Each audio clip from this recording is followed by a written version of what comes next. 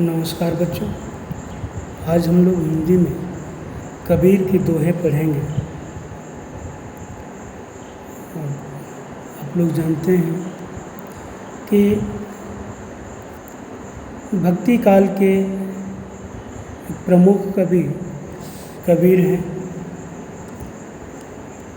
वैसे हिंदी साहित्य के इतिहास को 4 कालों में विभाजित किया गया है। आदिकाल या उसको वीरगाथा काल भी कहते हैं, जिसमें वीर रस की कविताओं की रचना की गई। इसके बाद भक्ति काल में ईश्वर से संबंधित कविताओं की रचनाएं की गई। वीर रस में राजाओं के प्रश्रय में कवि रहा करते थे और राजाओं की गुणगान किया करते थे, और जिसके लिए इनको पारितोषिक मिलता था। इससे उपकर कवियों ने ईश्वर आराधना करना शुरू कर दिया। भक्ति काल में 2 तरह की धाराओं का प्रचलन हुआ, एक सगुण भक्ति धारा और दूसरा निर्गुण भक्ति धारा।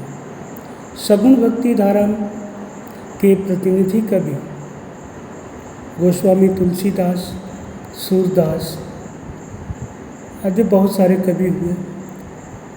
निर्गुण भक्ति धारा के कवि कबीर, उनके प्रतिनिधि कवि कबीर थे, जायसी थे।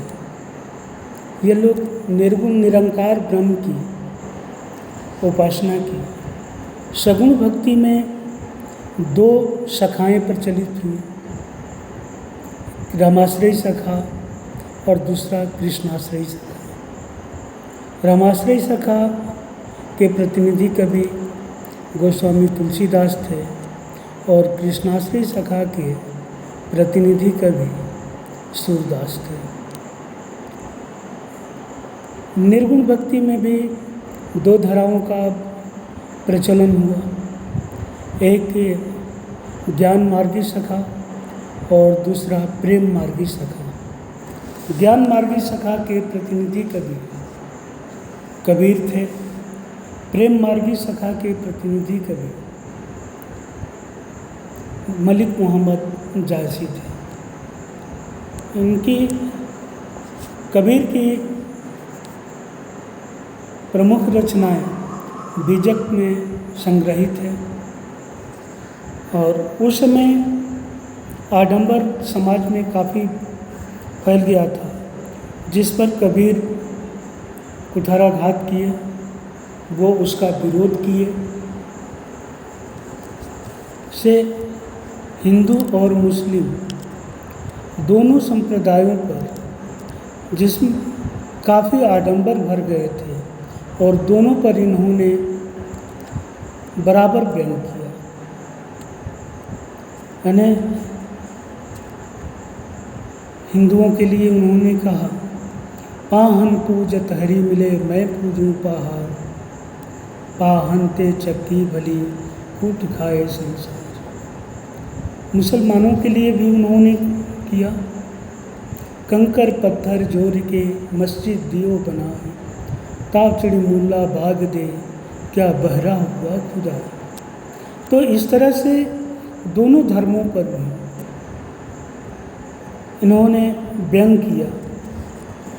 तो हम लोग जिस कविता को आज पढ़ेंगे उसका सार इस प्रकार है। कबीर कहते हैं कि परमात्मा एक है। जो लोग संसार और परमात्मा को भिन्न मानते हैं वे अज्ञानी हैं। इस सृष्टि में एक ही जल है, एक ही वायु है और एक ही ज्योति का प्रसार है। इस संसार का रचयिता एक है। जैसे बढ़ई लकड़ी को काट सकता है, उसमें निहित अग्नि को नहीं काट सकता। उसी प्रकार समस्त संसार में एक ही परमात्मा का निवास है। कबीर माया में लिप्त मनुष्य को चिताते हैं उनके अनुसार माया के बंधन से अलग रहकर ही निर्भय रहा जा सकता है। इनके दूसरे पद में जातीय भेदभाव और धार्मिक पाखंडों पर चोट की गई है। जो लोग प्रातः स्नान, ध्यान, व्रत, नियम, साधना, समाधि, पीपल, पत्थर पूजा, तीर्थ व्रत आदि का पालन करते हैं, टोपी, छापा, तिलक आदि बाहरी वेश धारण करते हैं, या कुरान पढ़कर अपने शिष्य बनाते हैं, परंतु आत्मा के बारे में कुछ नहीं जानते, वे भटके हुए हैं, वे सत्य से दूर हैं। घर घर जाकर साखी शब्द गाने वाले और मंत्र देने वाले गुरु शिष्य अंततः डूब जाएंगे। तो इस तरह से अब हम लोग इस पद के सप्रसंग व्याख्या करेंगे। हम तो एक एक करी जाना, दो ही कहे तिन्हीं को दो जग, जिन नहीं पहचाना। एक पवन एक ही पानी, एक ज्योति समाना, एक खाक गढ़े सब भाड़े, एक कोहरा सोना। जैसे बाढ़ी काष्ठी काटे, अग्नि न काटे कोई, सब घटी अंतरी, तू ही व्यापक धरे स्वरूप सोई। माया देख के जगत लुभाना, काहे रे नर गरबाना, निर्भय भया कछु नहीं व्यापे, कहे कबीर दीवाना।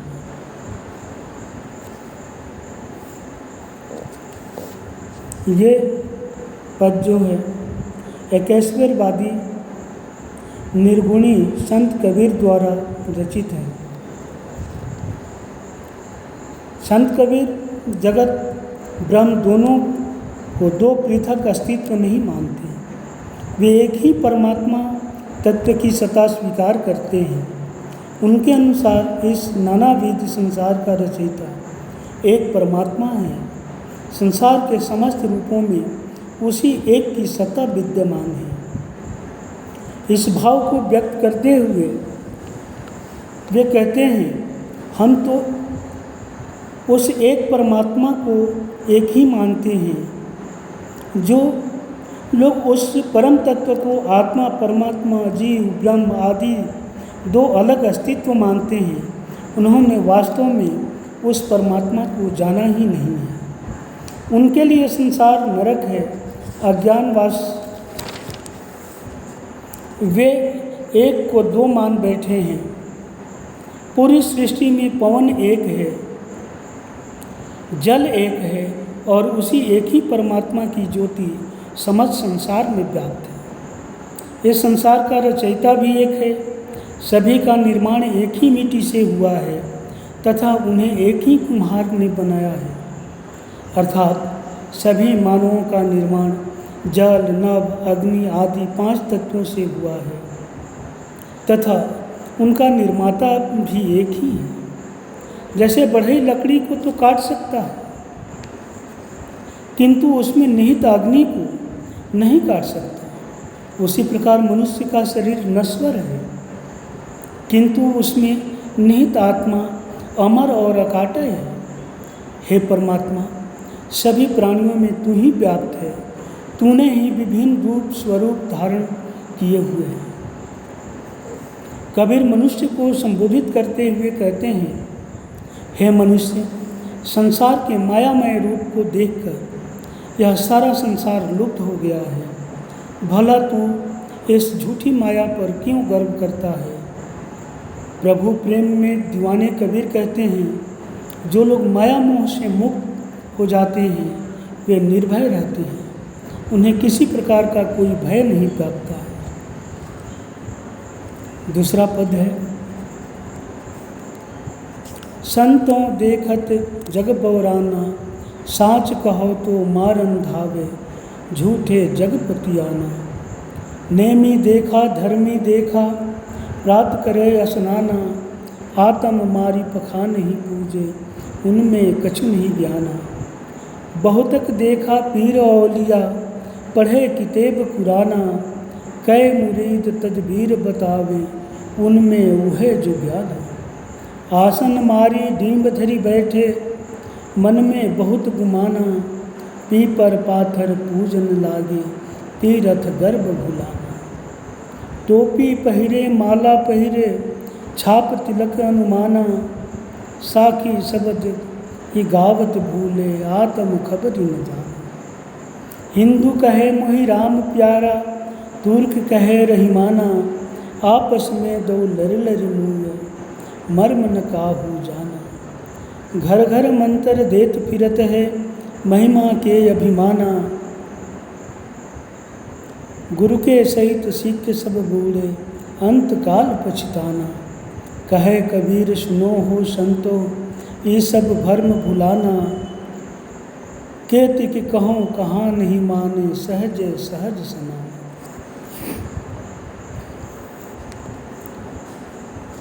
कबीर कहते हैं, हे साधकों, देखो सारा जग पागल हो गया है।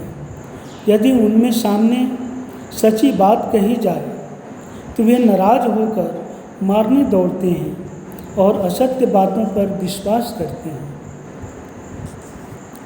आगे पाखंडों का खंडन करते हुए कबीर कहते हैं, मुझे नियम धर्म दिनचर्या आदि का कठोरता से पालन करने वाले बहुत संत मिले। वे हर प्रातः स्वयं को शुद्ध करने के लिए स्नान भी किया करते हैं, किंतु अपने भीतर छिपे परमात्मा को छोड़कर जो व्यर्थ के नियमों व्रतों में उलझता है और पत्थरों की पूजा करता है, उनका ज्ञान थोथा और निस्सार है।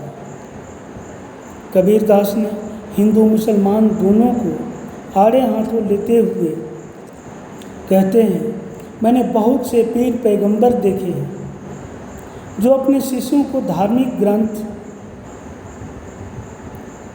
कुरान आदि पढ़ाते हैं, समझाते हैं, स्वयं भी पढ़ते हैं। वे अपने शिष्य बनाकर उन्हें तरह तरह के उपाय बताते हैं। वास्तव में ऐसे पाखंडियों ने खुदा को जाना ही नहीं। यह जो साधक समाधि की मुद्रा में आसन लगाए बैठा है और जिसे साधक होने का मन में अहंकार है, जो पीपल के वृक्ष और पत्थर की मूर्तियों की पूजा कर रहा है, तीर्थ और व्रतों का पालन कर रहा है, वह सब छल और भुलावा है। साधना के नाम पर भटकाव है। उनके गले में पड़ी हुई माला, टोपी, तिलक, छापा आदि को देखकर ही उनके पाखंड का अनुमान लगाया जा सकता है।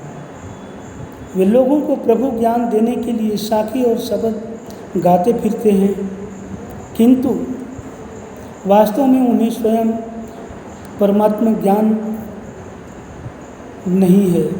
हिंदू कहता है कि मुझे राम प्रिय है, मुसलमान रहमान को मानता है।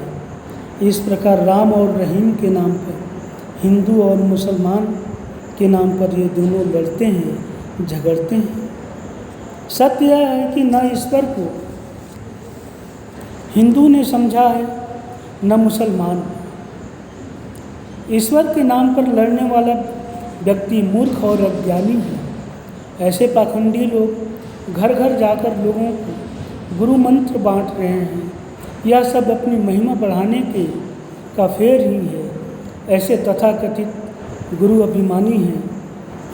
ऐसे पाखंडी गुरु अपने अज्ञानी शिष्यों सहित भवसागर में डूब जाएंगे। परम ज्ञान के बिना उन्हें अंत में पछताना पड़ेगा। कबीर कहते हैं, हे संतो सुनो, ये सब पाखंडी भ्रम में भूले हुए हैं। उन्हें मैंने कितना कहा, कितना समझाया, किंतु ये मानते नहीं। सच तो यही है कि वह ईश्वर सहज साधना से मिल सकता है। संत जन सहज स्वाभाविक प्रेम में उसमें लीन हो सकते हैं। अतः इस तरह से ये पाठ समाप्त हुआ और इसके PDF जो भेजे जाएंगे उसको आप लोग नोट कर लेंगे। धन्यवाद।